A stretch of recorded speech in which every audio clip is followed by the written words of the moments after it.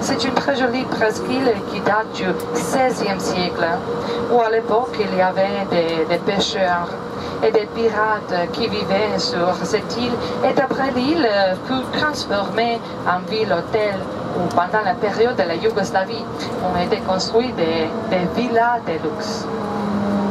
Sveti Stefan a toujours été le joyau de la mer Adriatique. C'est le lieu de tourisme de haut de gamme, ce qui veut dire que pour passer une seule nuit sur l'île, il vous faut du moins 2000 euros. Ah ouais.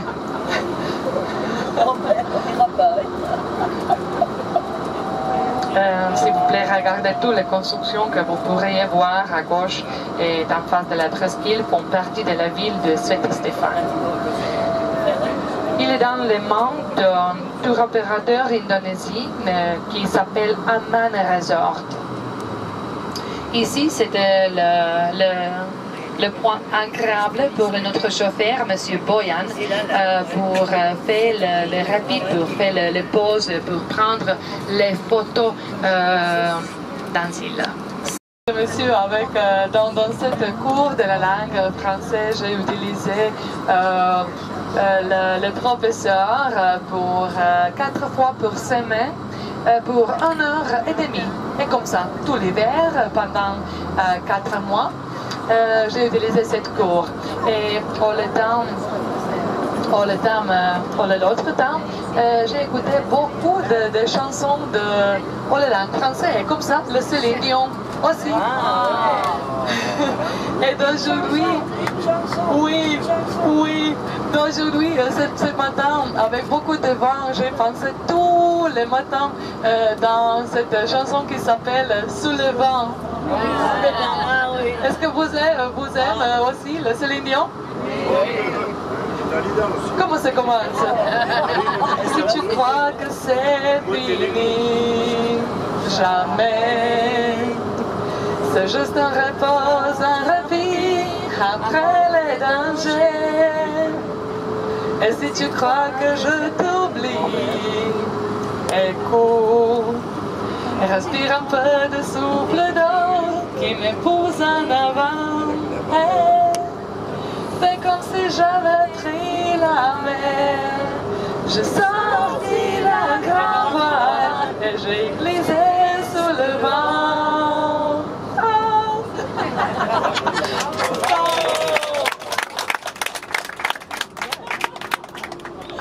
Oui, alors, chers mesdames et messieurs, maintenant on utilise cette très jolie chemin, cette très jolie roue sur les collines, sur les montagnes, pour regarder le lac de Skadar et pour aller dans cette petite ville, ce petit village qui s'appelle le Virpazar.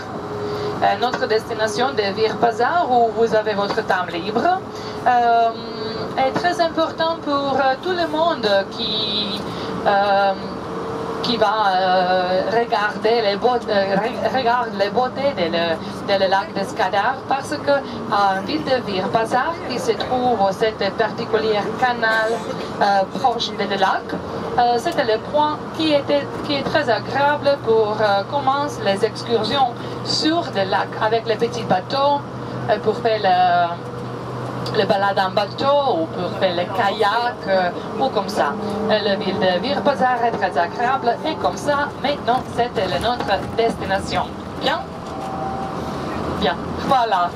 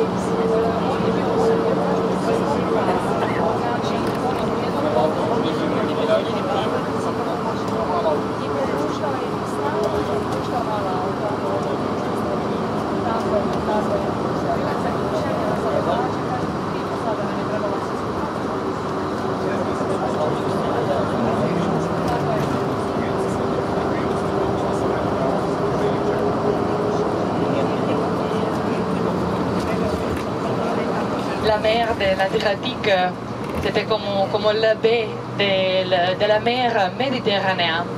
Mais ce n'était pas exactement comme ça. C'était comme la mer Méditerranée est divisée dans la mer Adriatique avec l'autre mer. Nous avons cette particulière mer qui s'appelle la mer Ionienne, qui se trouve au le commencement, pour dire comme ça, dans la mer Adriatique, proche des pays de la Grèce et l'Italie. Là se trouve ce territoire qui est très caractérisant, qui est vraiment unique avec le courant, avec le vent, avec beaucoup de choix. Et comme ça, cette mer s'appelle la mer Ionienne. Et à côté de l'Albanie, au sud de l'Albanie, commence la mer Adriatique. À l'autre côté, tout le long, se trouve l'Italie. Et la mer Adriatique a la longue de 800 km et le large de 200 km. Le point plus profond de la mer Adriatique se trouve au niveau de 1225 mètres de profondeur. Et ce point se trouve à peu près proche entre la ville de Bar et Bari. Bar au Monténégro et Bari en Italie. À peu près entre ces deux. Et comme ça, c'était la mer Adriatique du Sud.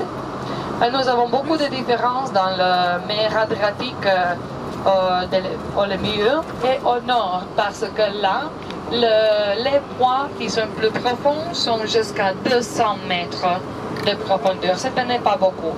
Ici, à côté de le Monténégro, c'était vraiment beaucoup, jusqu'à 1225 mètres.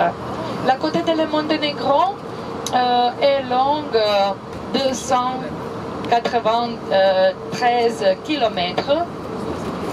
On dit 300 km. C'était facile pour avoir comme l'information. Oui.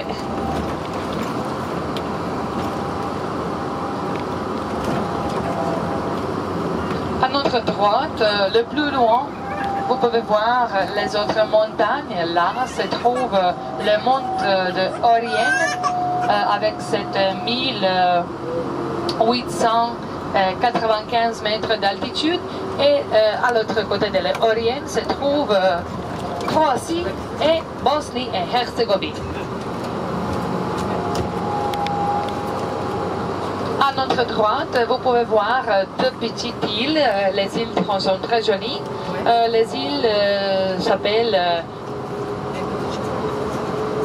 Sveta Nedelja ou Saint Dimanche et Karuč.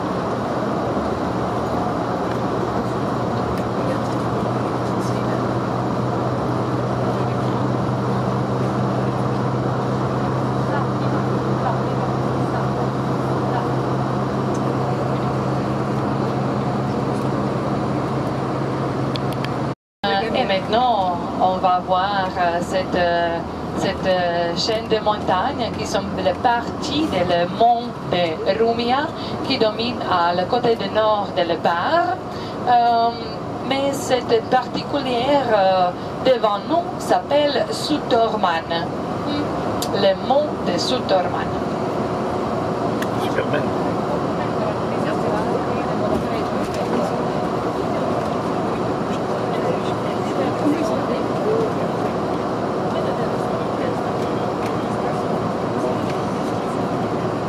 Un chemin là.